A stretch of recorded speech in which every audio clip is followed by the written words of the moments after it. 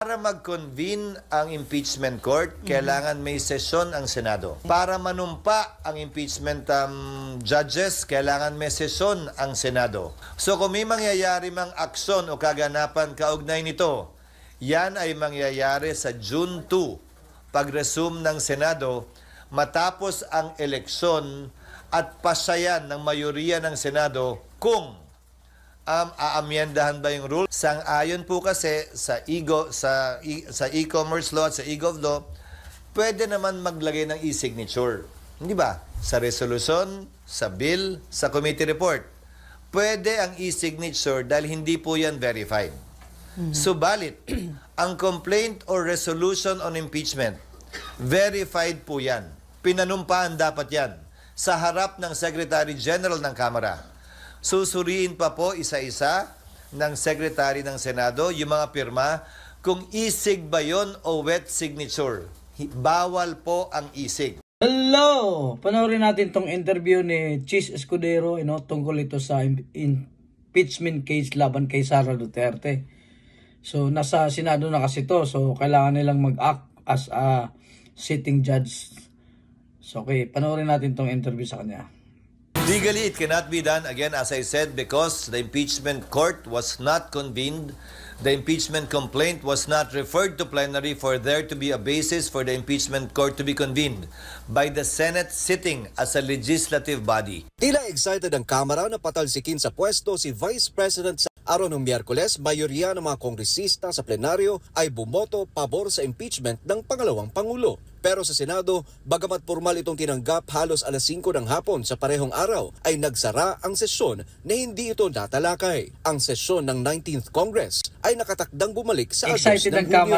Ang Huwebes ay sinabi ni Senate President Chis Escudero na ito ay kanilang aksyonan pero hindi agad-agad mangyayari ang pagdinig. Ayon sa kanya, kailangan munang beripikahin isa-isa ang pirma ng mga kongresista na pumabor sa impeachment case. Ito ay maaring gawin anya habang nakabreak ang sesyon.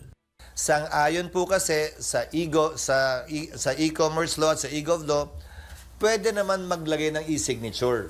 Hindi ba? Sa resolution, sa bill, sa committee report. Pwede ang e-signature dahil hindi po yan verified.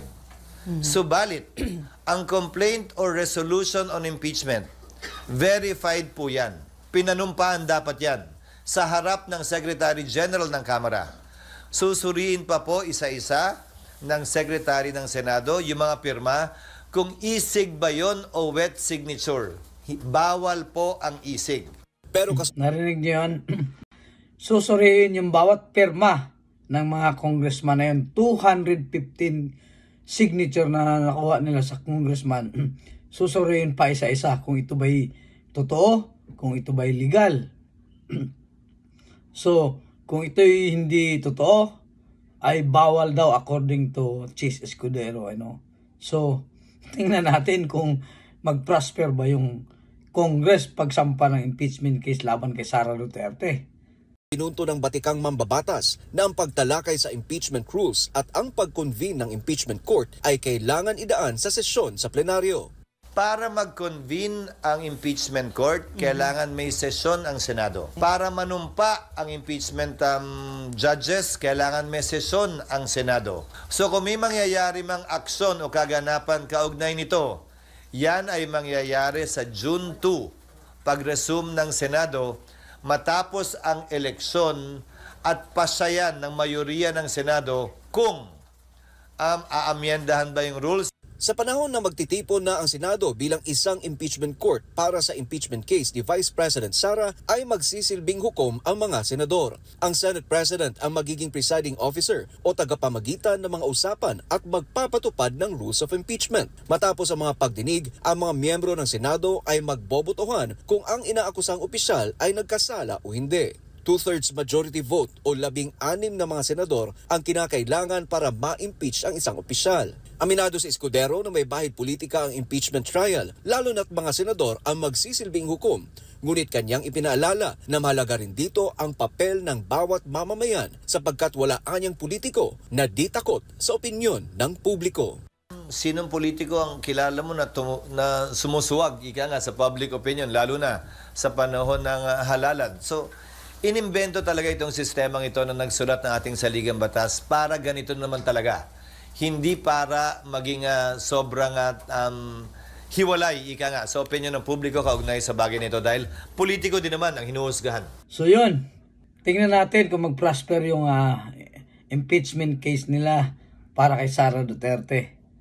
Tingnan natin. Kasi kung sa June matutuloy yun, siyempre tapos na yung eleksyon, no? Bago na yung 12 senador. Maaring may ma-retain, manalo sila, o maaring may mga bago na. So, ang ibig sabihin, magja-judge ng impeachment case ni Sara ay yung mga mananalong senador sa June. Yun ang magiging sitting judge. At saka yung mga naiwang senador na mag-i-intern pa sa 2028. Naku, kakakalungkot naman sa mga congressman. Mukhang hindi sila mag-prosper nito.